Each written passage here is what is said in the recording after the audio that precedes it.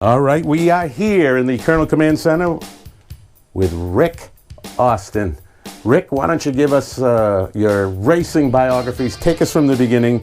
How'd you get into racing? Well, I started racing dirt track probably 2011, 2012 at Get Her Done racetrack in Skowhegan. Then we decided to try the tire track on the Enduros, and I liked it. And then we eventually moved up to Thunder 4, which is where I am now. It's a learning process. We're kind of starting from the bottom to build our empire, but I feel we're off to a good start. All right, why don't you try taking the fans through a ride in a Thunder 4? So you get in your car, we'll call it, where you're waiting to go out on the track, the place where you wait till, where they've set everybody before their heats and features. What's it like? You're sitting in the car, you're strapped in, what are you feeling?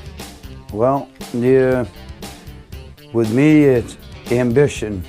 That and always the constant safety check of the belts. You know, you're sitting there always constantly making sure your belts are tight, running through, did we get the tire pressures done on the car? You know, did we top it off on fuel? It's just kind of the mental checklist among everything, and then just trying to make sure you're ready and your game is on point. You roll out from the pits, out onto the track. You see that big forum or stadium with all the fans. What's it like? Is it take a new level once you get on the track? The very first race, yes, but more so when you hit the track.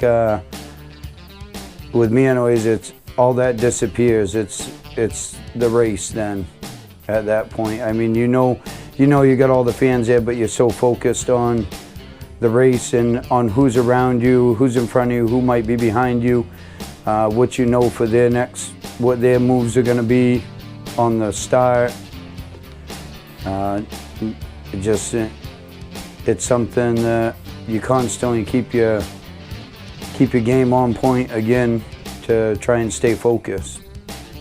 At what point, once you're strapped in and everything and you hit the track, does the adrenaline hit its highest point?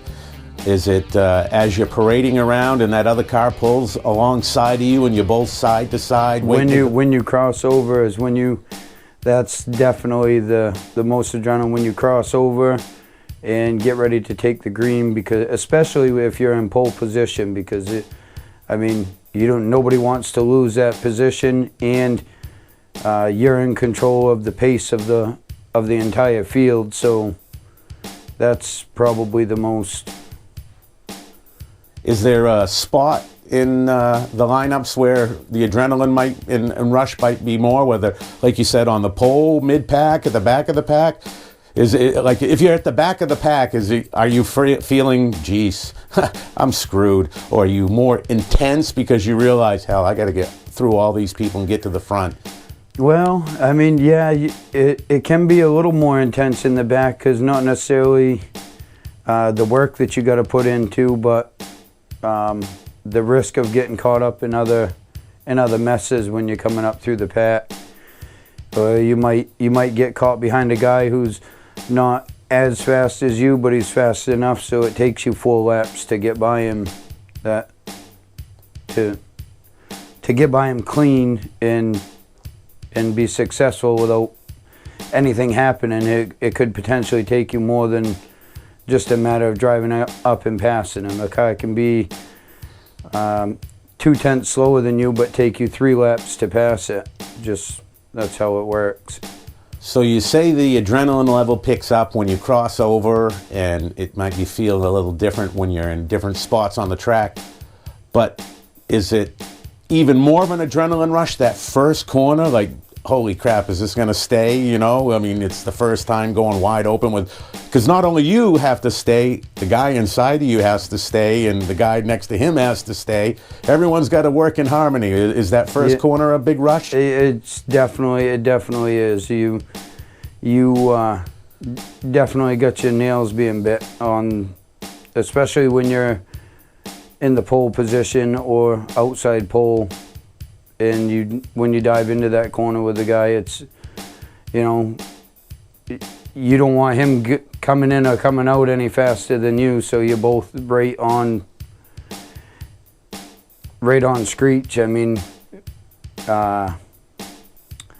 when you're in the middle towards the back of the pack and you come into that first corner, it's not as much like that because you got the traffic in front of you that you got to kind of regulate, so you're not running into the guy in front of you because you're held up in traffic. So I mean, I feel it is a little bit easier when you're in the middle to the back as far as anxiousness, but that switches roles when you go.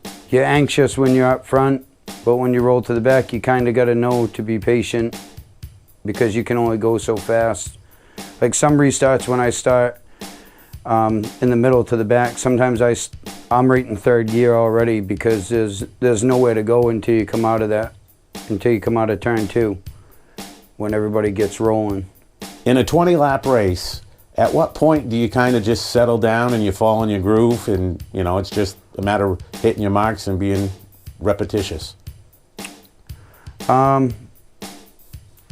That depends on the situation, I guess. It depends on what position you are in and if you're comfortable with that position, or if you have anything for the guys that are in front of you. If you know that you don't have much for the guy in front of you, then maybe you should just get comfortable and maintain the position that you have so that you don't lose what you got by trying to get something that you can't get. As you're closing it out, the final stages of the race, I'm sure it might be a different sensation because if you're in first place, you got to hang on.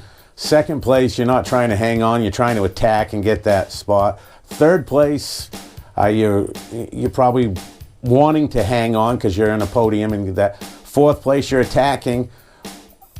Where have you been where you've gotten really nervous at the end of the race, or is it your brain just something happens and it's a whole different feeling at the very end of the race? Well, this year we haven't had a podium ourselves this year. We've come very close a couple times. I've led a few races, had car problems, a little bit inexperienced with myself, but more so I would say the third that I run third, second and third the whole race, and it was, I believe, the second to the last lap where a guy had gotten by me, and at that point it's very frustrating to me, but you got to kind of hold yourself together because you can lose more than that one position very easy just by overdriving your car. It's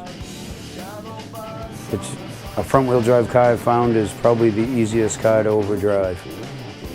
As the race concludes and the checkered flag falls out, and wherever you finish, fifth or fourth or third or wherever, what's it like, you know, that adrenaline, it's kind of over, like that, and all of a sudden it just ends. And some people may make that road down the pit right then after the checkered flag. Some may go around a lap.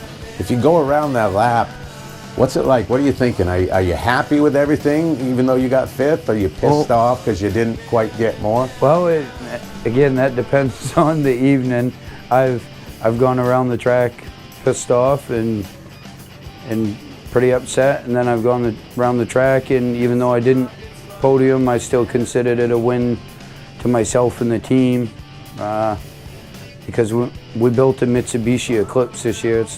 It wasn't something that's a very common car down on the track, and we knew it was going to take a lot to make it handle. And once we started running steady top 5, I mean, those were all wins to me, just figuring the car out and being able to be competitive. Are you from a different mindset? That I know a lot of people say that if the car rolls on the trailer at the end of the night, that was a good night at the track. Very much true. I've had them go on the trailer off the ramp truck, and it's a long, hard night. Yeah. And next couple of weeks.